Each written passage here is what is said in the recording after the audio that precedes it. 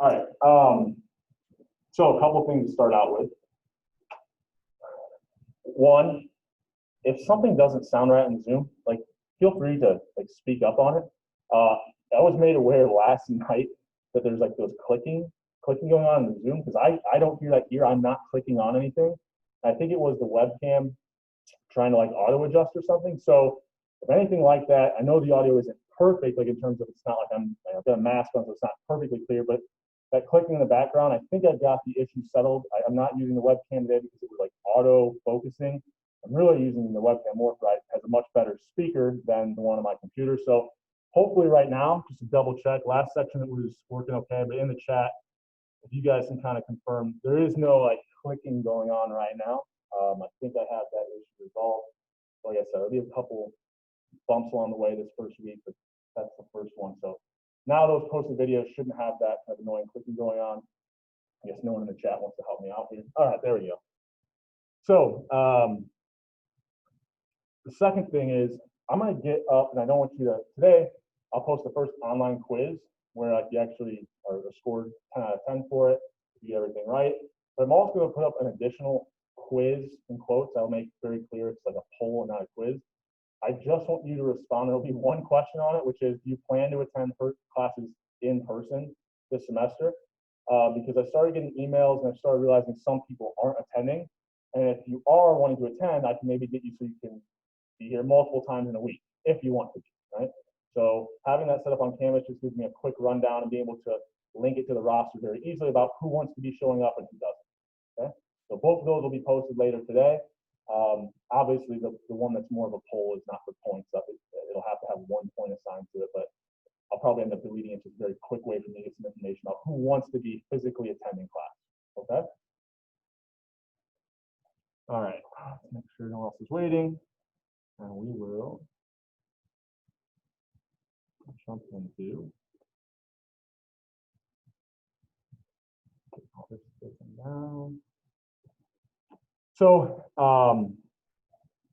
we left off last class kind of going over some of this stuff. So one thing that I want to point out before we get jumping into the slides is if you go to Canvas, right, and you go to this files, you'll start to see I added a new folder. So it's in-class data. So this in-class data folder is going to be, or anything we do in class where I'm working in Excel, okay? It gives you the opportunity to work along with me. We won't be really doing it today, but we will be doing some Excel work Friday. So if you're attending in person and you want to bring your laptop, that's more than okay. If you're on Zoom, and I'm assuming that you're not just using your phone on Zoom, you can kind of work along with me as we're working through this, okay? So we're going to start with that COVID data blank file. And hopefully by the end of class Monday, right, because we probably won't finish it completely Friday, we'll have done all the work so that it looks something like this completed file. But even if you weren't able to follow along, or you got kind of tripped up and didn't want to ask the question, so you just kind of sat there, that completed version of the Excel work is already posted up, right? But there is a lot of value in working along with me, and when you do that, start with that blank file, okay? All right, so we left off here last class. The first kind of data set that we're going to look at is grab a quick little Cubs roster that has some information on players' names, the position they played, and what their salary was, okay? So every row of this data set, very small, very simple data set, every row we're going to call an observation.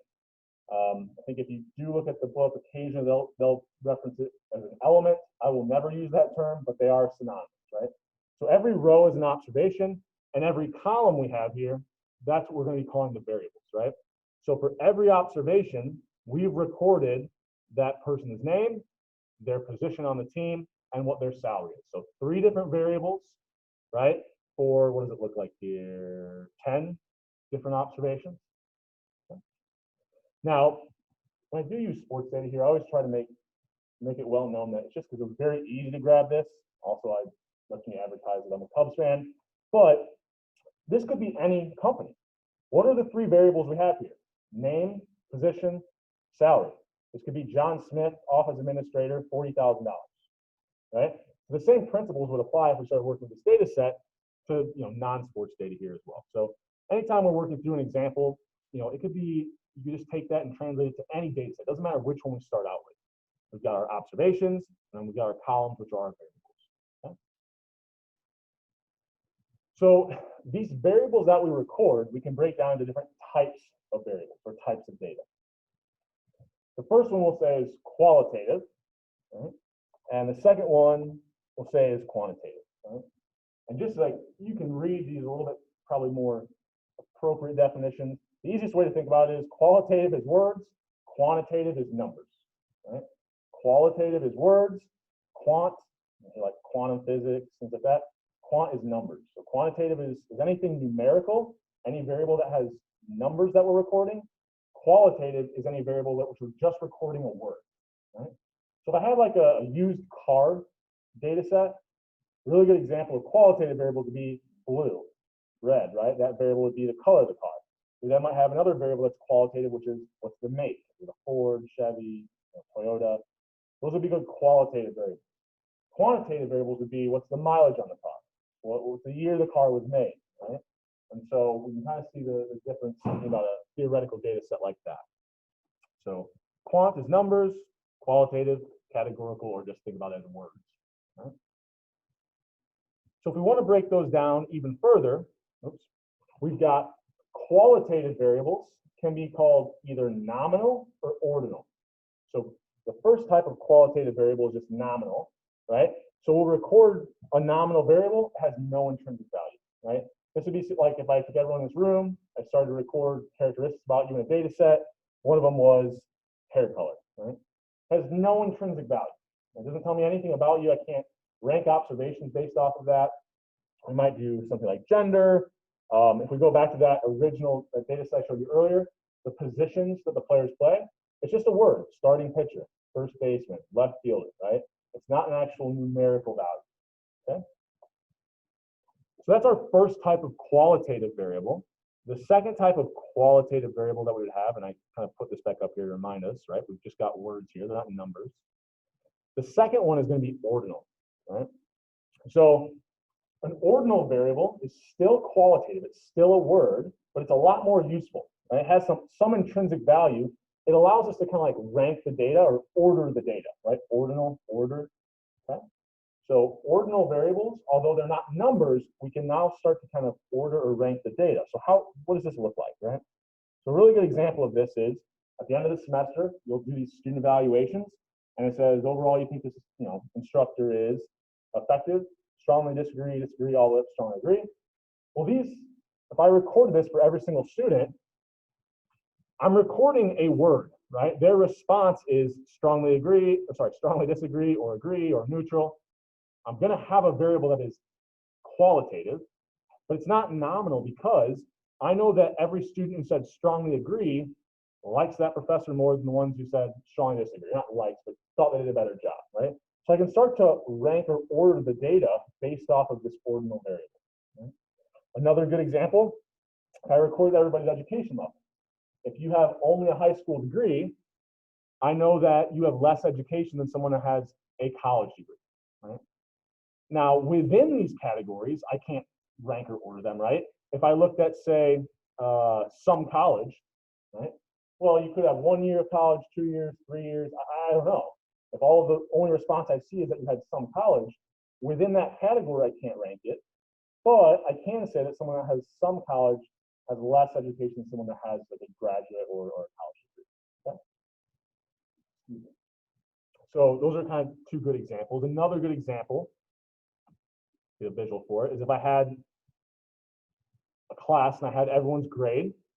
Well, these letter grades, like when I submit them to the registrar, I don't submit the percent. I just submit what your letter grade is.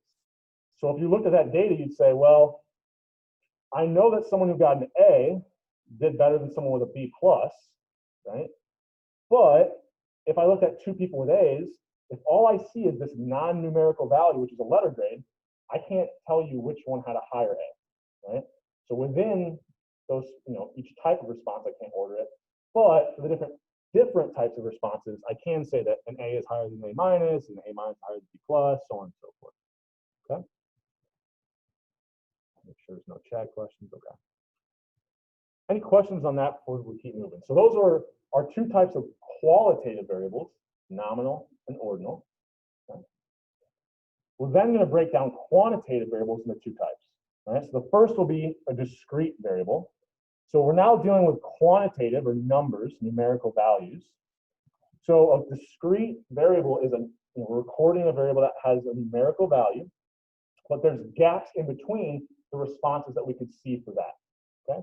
So a good example of this is if I asked you, and I think I have a number of siblings or how many days you consume alcohol or do something each week, I always say, what if I asked the number of kids in a household? Well, the response could be 0, could be 1, could be 2, 3, so on and so forth. But it can't be 1.5, or at least we hope it's not 1.5, right? Hope we don't have half a kid lying around. So anytime we see integers, automatically think discrete, right? I can't see anything in between it, like the integers, so it's a discrete variable. Now, if we want to get real technical, there are different types of discrete variables that aren't just integers. For this class, the examples we'll use, anytime we deal with a discrete variable, it'll only be looking at something that has recorded integers.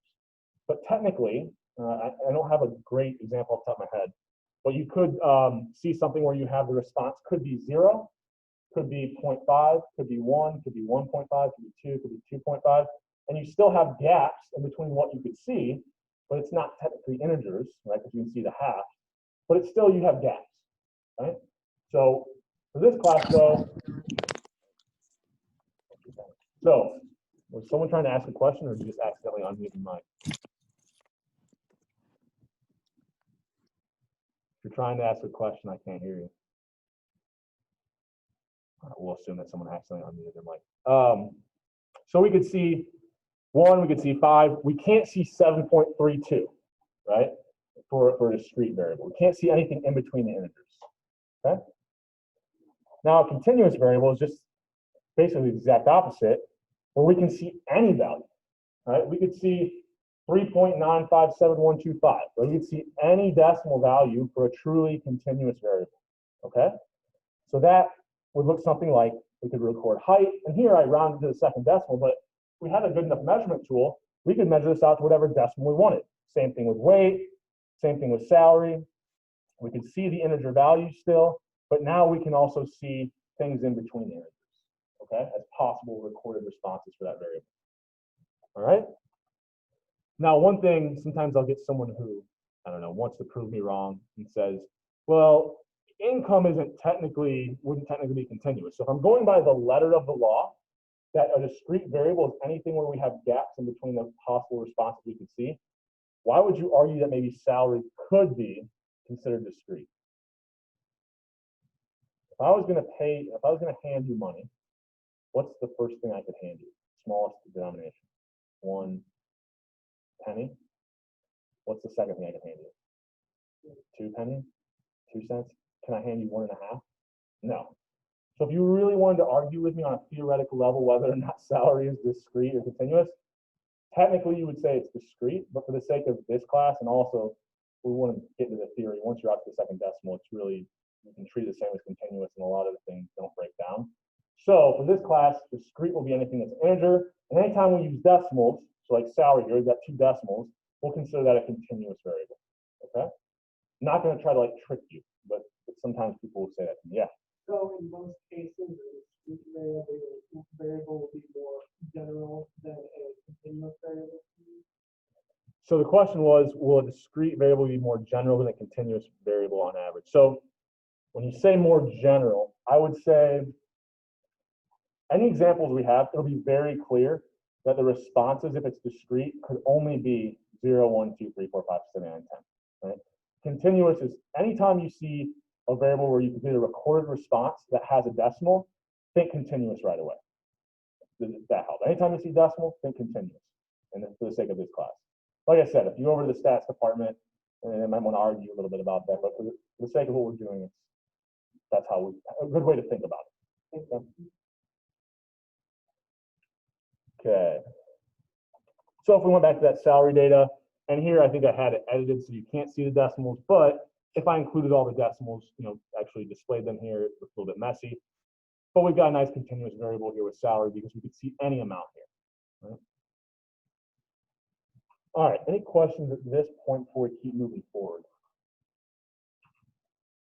Anybody on the Zoom call? Let's see, nothing in the chat.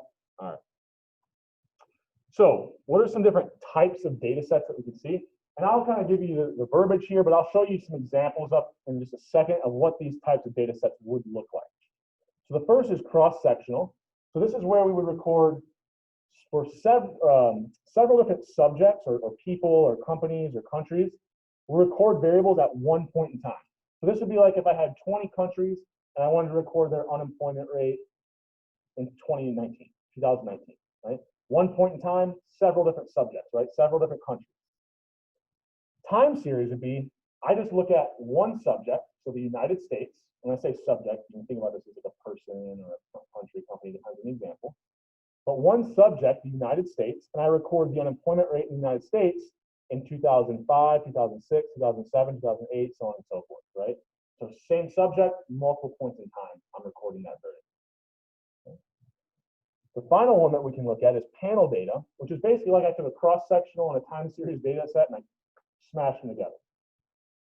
So panel data is I have multiple subjects, so maybe I have multiple countries, and for each country, I have 10 different years where I recorded their unemployment rate, right? So it's multiple different subjects, multiple countries, and we recorded it at multiple different points in time, okay? We'll show you some examples of these here in just a second. Okay? The very first one, cross-sectional, I said this is where, and we can record several variables in a cross-sectional data set. It's not just one variable, but we have multiple subjects, right? We have tons of countries over here. But I'm only recording their GDP, their primary education expenditures in 1 year, in 2011. Okay? So multiple subjects, and I'm recording these variables at one point in time. That's a cross-sectional data set. Okay? If you're taking notes here, I'm not going to be like throwing a lot of definitional stuff at you on homework and things like that, but I'm just getting us set up to how we can start to think about different types of data sets. Time series, really, these are pretty easy. Here I've got one subject, United States, and I recorded the unemployment rate in several different years, right? I could have recorded multiple variables here as well. I could have had the unemployment rate and the population maybe in every single year as well, but it's one subject, the United States, at multiple different points in time I recorded those variables. And then finally, the panel data, I've got student ID number 1. In 3 different years, I recorded their ISTEP score. Then I have another subject, student ID number 2. Several different years, I recorded their ISTEP score, so on and so forth, right? So this is like a good example of having multiple subjects, multiple people, and I recorded these variables at multiple points in time, okay? So if any of you were in Indiana schools, grades 5 through 8, in one of these 3 years, I actually have a data set that you're in. So this is we'll kind of use this as an example here in just a second as well when we start to talk about the difference between samples and population, right? You can imagine this is every ISTEP score, the actual data I have. This is a huge data set, right? Every student. So that leads us to the kind of discussion of the difference between population and sample data, okay? So population refers to whatever I'm interested in making a statement, answering a question about. It would be every subject that would be within that group I was trying to make a statement about. So for instance, population data would be something like, well, what were ISTEP score? What was the average ISTEP score in 2009? Well, if I have every single person who took the ISTEP in 2009 in my data set, that's population data, right? Now, we usually can't get population data. It's really hard in a lot of different scenarios. For example, if I wanted to know what the average height in the US was, I would have to go and record every single person's height in the United States and then take the average. That's a daunting feat, right? And probably very expensive and wasting a lot of time, okay? So instead of getting population data for something like that, excuse me, using like a census or some type of like mail survey, a lot of the times what we're subject to have to do is just take a sample. And a sample has to be a subset or part of the population we're interested in, right? If I want to know what the average height in America is, I don't want to start like asking or measuring the height of people who are living in Canada. right? They're not a subset of that population I'm interested in. So we would love to have population data, but a lot of the times we have to settle with a small subset of the population and use sample data. Okay? And this will kind of bring up some issues for us later on. So why do we have to sample? I kind of already mentioned some of this, but it's just impractical. Some of the examples would be like, even if you look at things like the census, it's so expensive that that's why we only have like once every 10 years, right? Because it's just a daunting feat. It costs a lot of money, a lot of man hours, but it's also just not practical. If I want to go out and get weight data, maybe I'm like concerned with obesity rates in the United States. Well, if I go out and try to get every single person's weight, it's going to take quite a while. And let's say it only even takes 3 or 4 months. By the time 3 or 4 months have passed, what's probably true about those people that I weighed at the very beginning of that 3 or 4 months? Their weight might have went up or down. So now my data is I don't even have accurate data for this current time period. So it's very difficult, impractical, and very expensive. Another question. Oh, someone said I work for the census. Yeah, it's hard to get a lot of people, a lot of man hours, so it's just not practical. We have to use this sample data. Okay. I think that's all I wanted to say there. Some other starting terms. I've already explained this, but statistical inference. It's really just taking what you find from a sample to make inferences about the population. So for example, if I want to know the average height in the US, I can't go record everyone's height. So I get 1,000 people, and I might find the average of those 1,000. Well, that gives me a pretty good idea of what the average height in the US is going to be. If I go out and sample a subset of 1,000 people, I have a pretty good idea about what the average height of the entire population is. Okay? And then descriptive statistics are just going to be, once we have that sample of population data, it's just different statistics that we calculate to help describe what's going on in that data set. So we'll talk about one today. The first descriptive statistic today will be, oops, I repeated that slide, will be frequency distributions. Right? So I'll give it kind of set up here. I've got a class of, I think there's 9 people here, and what their letter grade was. So I might be interested in, well, what's the grade distribution in this class, right? How many A's are there? How many B's are there? What's that look like? What percent of kids are getting C's? What percent of kids are failing? I might be interested in that. So I'll take this original data set, and notice this is a qualitative variable, right? It's just a letter grade. We're not dealing with numbers right now. But we'll take this qualitative variable and turn it into some numbers or some quantitative variables that help us describe what's going on in the original data set. So all a frequency distribution is, frequency, the number of times something happens, is the count or the frequency of seeing a certain response for a variable in your data set. So for example, what's the frequency, or how many times do I see an A in this data set? I go through 1, 2, I write that count or that frequency down. How many times do I see a B? 1, 2, 3, I write that down. And I go through and do that for every possible response. Now I made this a little bit simplified here in that we only have 5 possible responses here because I didn't put plus and minuses. We can see A, B, C, D, or F. This can get a lot more complicated, and I'll show you another example here in a second where we might have more than 5 responses, and then it takes a little bit more time, right?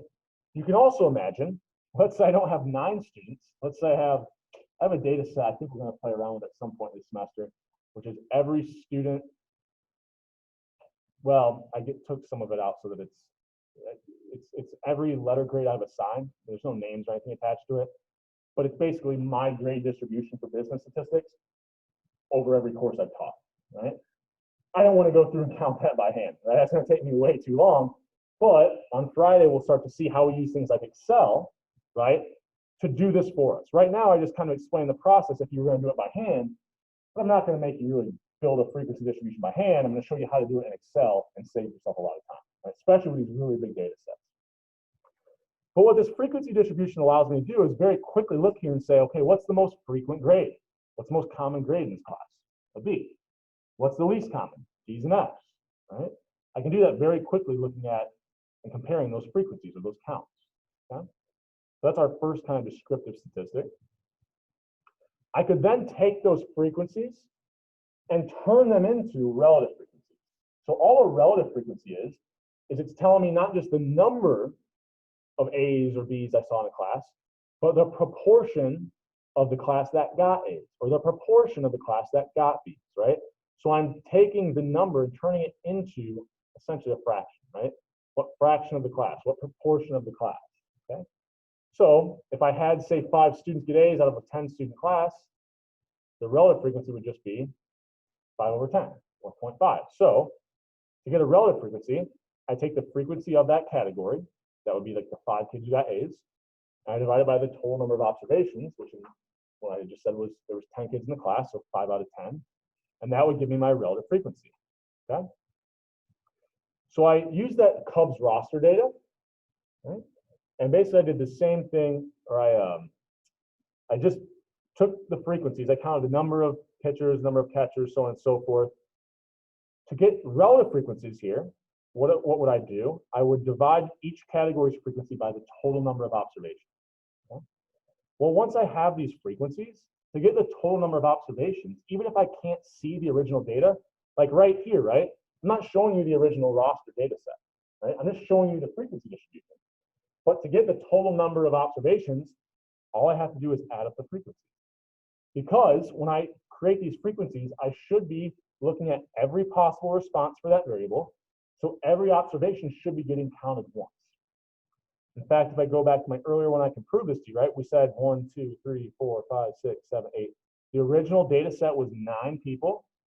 If I add up the frequencies over here, 5, 6, 7, 8, adds up to the total number of observations.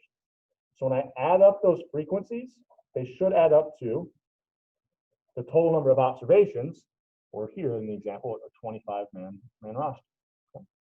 So to get the relative frequencies, I'll just take each category's frequency and divide it by that 25, or that total number of observations. So I can go ahead and do it for the first category, and do it for the next one, so on and so forth. Okay.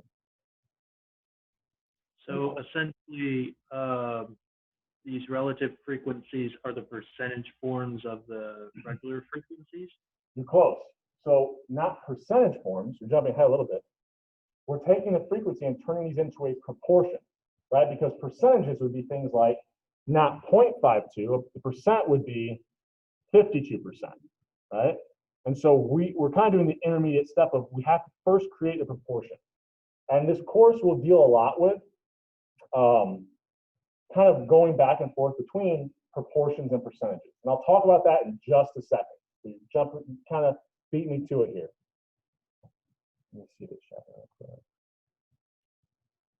Oh, so if we look at that relative frequency, all it is take the frequency of the category and divide it by that total number of observations, okay? So that's what we did right here, right? We divided everything by 25. So what should those relative frequencies add up to? 1, right? And kind of the reasoning behind is, well, if I take the frequencies, I know that they're going to add up to the total number of observations. Well, if I'm dividing all of the numerators, which are frequencies, by the total number of observations, once I add these fractions up, the numerators will add up to 25, and I'm dividing by that 25. Anything divided by itself is 1. Okay? So those relative frequencies should always add up to 1. So once we get to like Excel and things like that, one really good way to make sure you're not making a mistake is if your relative frequencies don't add up to 1, you know you messed up somewhere, right? They should always add up to 1 because each observation should be getting counted once somewhere in here, okay? So we'll get kind of to that question that was asked. If we want, instead of relative frequencies, to get percent frequencies, the only thing we have to do is take, remember, this was the equation, just this portion was the equation for relative frequencies. So to get the percent frequency, you just take the relative frequency and multiply it by 100, right? So for example, if 5 kids in the class of 10 have A's, the relative frequency would be 5 over 10, or 0.5. That's a proportion, right? To get that into a percentage form, you move the decimal 2 places to the right, or you multiply by 100, and 0.5 would become 50%, right? 5 out of 10 kids, 50%, okay? So relative frequency, really, when you're creating a percentage, the relative frequency is like in the background there. I know you can like do it in your head, like you probably don't think about that, you know, but really to come up with that percent frequency in your head, what you're doing is you're figuring out the fraction and then moving the decimal 2 places or multiplying by 100, okay? Hopefully that answers the question that I couldn't tell who it was asked on Zoom. If not, feel free to ask some, you know, a clarification on it. Okay, so we've got relative frequencies. We start with frequencies, we create relative frequencies, then we create percent frequencies, right? But they're all really just different measures of the same thing, right? One of them is giving me the raw number, one of them is giving me the proportion, one of them is telling me the percentage, okay? Once I have these though, I can start to do some cool things. So we'll go through one more example before I kind of get to some visualizations of bar graphs and things like that. So let's say I've got 8 years of data where I'm looking at the different causes of death. So the original data set here was every single death that occurred in America and the reasoning as to why, right? So you can see here, if I had that original data set and I then went through and counted every single time I saw someone die from heart disease, I would count up 5.3 million people dying from heart disease. Okay? This is essentially cancer, and we could go through all the different types. If I want the percent frequency of deaths that came from malignant neoplasms, what would I do? So the first thing, I'll take the frequency of that category, divide it by what? Yeah, the total number of deaths, which if I didn't give this to you, you could have gotten that by adding up the frequency of every single category, okay? Once I have that, the last thing I have to do is multiply it by 100 to get it into that percent frequency format. Now, if I was going to show you these answers, right? And anytime you see sample question in the slides, that's a pretty good indicator that this slide might be really useful when you do the online quiz, right? I'm going to give you an example that looked similar to it or pulled some information off it that I was saying at the time. And so anytime you see these sample questions, it's a good thing to look at those as you're kind of working in the online quiz. So here's my potential answers, right? And one thing I want to like make sure, kind of, I guess, give a little bit of a speech on that'll apply to the rest of the course. We're going to be doing a lot of computation. It's statistics. You have to actually, you know, use a calculator to compute some stuff, but don't get too like lost in the weeds of the formulas and entering things in your calculator, because it's very easy. If I use a calculator, I make mistakes. I almost have to do it 3 times because I know I hit the wrong button so many times. So make sure that even going into, before you even start to use your calculator, just stop, take a step back, think about what even makes sense here. I want a percent frequency, which really, what does that statistic tell me? It's the percent of deaths that's going to be coming from malignant neoplasms here. If I just take a quick peek at those numbers and I round very irresponsibly, about 4 million out of 16 million. That's a pretty easy one to do in our head. Even if we couldn't do that in your calculator quick, 4 out of 16 million is about 25%. So right away I know, well, it's going to be somewhere in the ballpark of 25%. It might be a little bit higher, it might be a little bit lower. How much higher or lower, I'm not exactly sure. I rounded pretty terribly there. But I know that 3% and 0.2% don't make any sense, right? I can automatically rule those out right away. And so a lot of times I say, you know, look, especially when we're doing some of these multiple choice questions, yeah, you're not going to be able to like necessarily reason your way to pick between A and B here.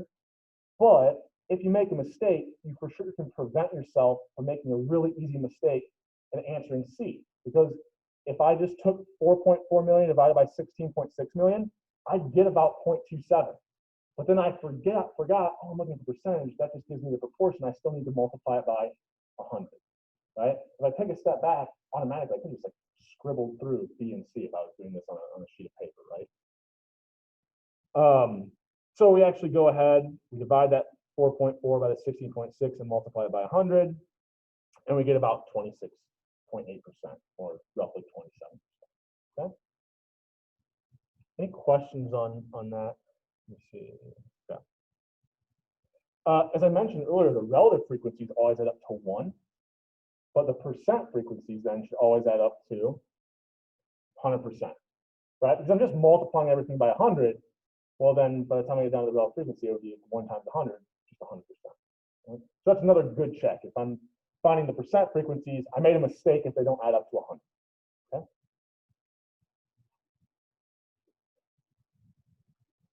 So if I have, so now I've got my frequencies, my percent frequencies, okay? Now I want to start to give some visuals. Now, if I look at these numbers or I look at these percent, it's pretty easy to see like, okay, yeah, a lot of the deaths are coming from heart disease and cancer. It's kind of easy to see from the data. But maybe if we had a different example and it wasn't quite as easy to see and I had more categories, I might want to give a quick visual, right? Not with all these numbers, right? It's easy to kind of get lost looking at numbers like this. So I could take these frequencies and put them into a bar chart, okay? So we can do bar charts, we can do pie charts. I'm sure you've all seen a pie chart. I feel like that's like 7th grade kind of science stuff. And then you don't like use them for like ever. I'll mention them briefly here. We won't really do a whole lot with them. But these bar charts are going to be really important when we start to think about distribution, okay? And so how do we create these bar charts? So if I go to this original data, and here, I'm going to try something here. I need to go buy some better markers. I went to the office today. They didn't have better ones, but I think we can start to use this. So instead of board work, I'm going to start using this. And there's a little bit of a, oh, let me stop sharing. So hopefully on Zoom right now, if you can let me know, you guys should be seeing paper and my hand right now. So if I can get just a quick verification, awesome. So whenever I'm going to do board work, or I would usually do board work, I'm going to be doing it down here. If it ever is like not big enough or anything like that, like I can zoom in a little bit. There we go. You can zoom out if it's not super clear. So I'll get better markers after today, but I just wanted to kind of make sure this is up and running today. So let's say I've got kind of my bar chart here. All I'm doing is I'm thinking about, I've got frequencies, and I'm going to shorthand this. And I know it's not easy to read, but hopefully you can kind of, with my words, follow along when I'm writing down. If you have any questions, make sure you ask. But we put frequencies, the frequencies on the y-axis, and then we just start taking the different categories. So here, I had heart disease. Here, malignant neoplasms. I do all the different categories, right? All I'm doing with a bar chart, if I was doing this by hand, I say, okay, there was about 5.3 million was the frequency for heart disease. Do a little mark at that and draw the bar down. There's about 4.4 million for malignant neoplasms. I would then draw my bar down, right? So I could go ahead and do this by hand. Also, I have to just say this real quick, something about it. This like reads right to you guys, right? This makes sense. Because when I see it on my screen over here, it's like flipped the other way. And I'm like, how in the world? Like, I have to make sure I'm focusing on kind of what I'm doing in front of me. So this is how we would do it by hand, right? I don't want you guys to actually go through this by hand. We're going to do all the bar chart stuff in Excel, but this is just kind of the idea behind it, right? So now we'll go back to camera. And one thing when we're using this overhead thing, I probably will sometimes mention, I will do some additional work here in just a second. Well, I want to get a little bit further, and I might do multiple things on here, draw multiple drawings, show you multiple things, because it takes a little bit for it to kind of switch back and forth, right? Especially in the class, but all on the Zoom call, right? So now we're back to everything's okay. We kind of start back in, but you can see there's a little bit of a delay. So to not waste too much time, I'll probably try to save a lot of the work and do it all at once. Instead of, I'm a little bit more sporadic when I have the board available to me. I jump back and forth. So this might actually be a good thing for some of you. All right. So we should be back to screen sharing. Someone speak up if you aren't seeing the slides right now. So we're back to these frequencies. I just kind of explained the process for how we would go ahead and create a bar graph that looks something like this, right? On my y-axis, I've got my frequencies, or the number of deaths in millions. I've got the different types here, and I've got the bar that kind of shows you where the most deaths are occurring. Excuse me, Professor? Yep. I had a question. So if you want, could you also put the percentages there where the frequency at, or no? You guys are too smart. You're jumping ahead of me today. My bad. No, I'm just joking. You're good. I could do the exact same thing. right? If I took those percent frequencies, I can do the exact same thing here. And I should say this should have a percent relative frequency here, right? I use the percentages now on my y-axis, but I still create the bar graph the same way. And notice, is there any difference between my percentage relative frequency graph and my frequency graph? No, the bars are all like the same ratio. So it's really just about what you want to convey to the person that you're trying to show the data to. Because if you want them to care about the number of deaths, show them this. You got 5 million people dying here. So like maybe if I'm trying to convince people that this is a really big concern, I might use this. Like there's a lot of people dying. But if I'm in a scenario where I'm trying to like convince someone to give me money and that this is more important than something else, maybe using the percentage there makes a little more sense, right? Because, well, yeah, there's a lot of people dying. There's 4 million here, 5 million here. But I can tell you, well, look, a third of people are dying from heart disease. So we need the money to study that. You know, it depends on the scenario, which one you want to use. There's really no, hard and fast rule. But no matter which one you use to create this bar chart, the visual still gives the same information, that these are the 2 leading causes of death, right? Each bar graph gives us the same visual, okay? And if I made one with just the relative frequencies, not the percentages, I'd have the same scenario, okay? Does that answer your question? Or? Yes, sir. Okay. So, we got through that. We could do a pie chart. I'm not going to waste too much time on this because I'm not going to have you guys do these. I'll show you how to do them in Excel, but I don't know. I don't know. Some people really like these, but for me, it's always like I can't match up. There's too many causes. It's hard to match up the colors, and there's multiple blues, and I think this is a probably much more efficient way to do it. But I'd be amiss if I didn't at least mention it. So, can we do these qualitative tables in Excel? Yes, we can. I'm not going to walk through a qualitative table example. We'll start next class talking about how we would do quantitative. And it's very, very similar to qualitative. It's almost one and the same, right? We'll go over that a little bit more. There's one of the things I want to cover before we get out today. But we'll start to see, starting on Friday, how we start to do some of these frequency distributions, relative frequencies, create a nice bar graph, how we do all that in Excel, as well as just go over some little things in Excel, which is actually what we're going to do today for the last 4 or 5 minutes here. I want to just go over some very basic stuff in Excel. So I already mentioned on Canvas that we'll be starting with this blank data file, right? So I've already got it pulled up. Now, if I ever forget, I think I did this my last section, so the view is set good. But if I ever start doing work in Excel and it's on, oh, here, oh, that was very loud. So if I ever do any work in Excel and I start out like this, especially those of you on Zoom, like yell at me to increase the view. Sounds like God's speaking to me when you guys ask questions on Zoom, so I'll really pay attention.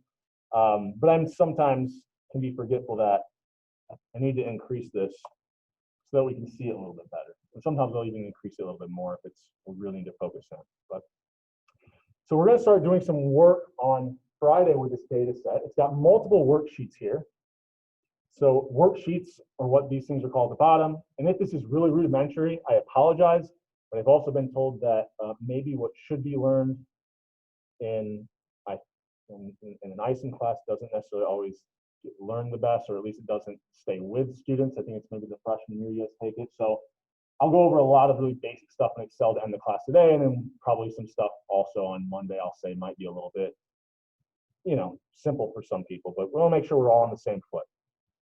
So originally, I think if you open the file, it looks something like this.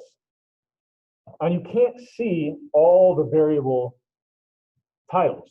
So one way, real quick thing I would do always when I start out with data set, you go in between those columns, you get this black bar with arrows, double left click, and it automatically fits to whatever's in those cells. So you can see the name pretty easily. You can also see the numbers. Notice if it's even too small, the numbers don't even show up. So using this, you can just adjust the column widths, makes things a little bit easier to work with. Another thing that I already did in this data set, but is probably really good practice to just make some things a little bit easier to deal with. If I want to select my entire data set, start in that very first cell, right? So when we look at cells, we'll reference them by the column and the row name. So this would be cell A1. Here's E, 5, so on and so forth. And so if I want to select all the data, I'll start up here in that first cell, hold Control Shift, hit the arrow, use the arrows to go over and then down, and it will select every single observation and every single variable in my data set. Now, if you have a Mac, instead of Control Shift, it'll be Command Shift, and then use the arrows to go over and down. That goes for like everything. There's a couple things where it's a little bit more complicated with Mac. But almost anytime I say use Control and something else in Excel, if you're on a Mac, replace Control with Command. Right? So here, Control Shift allows you to kind of select the entire data set, or holding Command Shift and using those arrows to select the entire data set works if you're on a Mac. Okay.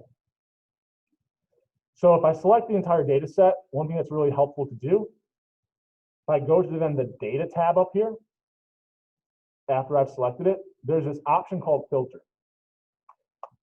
I currently have the filter on, so let me go back up here. So if it's not on and I hit filter, you'll see these little tabs show up here, right? So why is this useful? Well, because if I start to like move the data at all, it keeps all the information in one row, it moves it all together, which is what we should do because our original data set, remember that row represents an observation. So we don't want that to be moving, we don't want the COVID deaths to be moving up or the total deaths to be moving down. So this filter option makes sure that that never happens. And once we have the filter, we can do things like, okay, which of these states has the highest number of COVID deaths? Well, we've got some nice sorting options here. So the largest to smallest.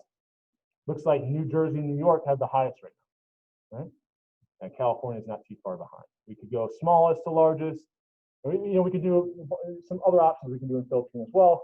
But it's just something nice that now it keeps everything together in the rows. It keeps all the observations so they don't change. Okay? What's something I want, easy things to mention, but just to kind of set us up for Friday's class. Oh, there's no chat. Okay. Another thing in Excel that's just kind of, I don't know, helpful maybe, is if we've got these, you can find like the minimum and the maximum.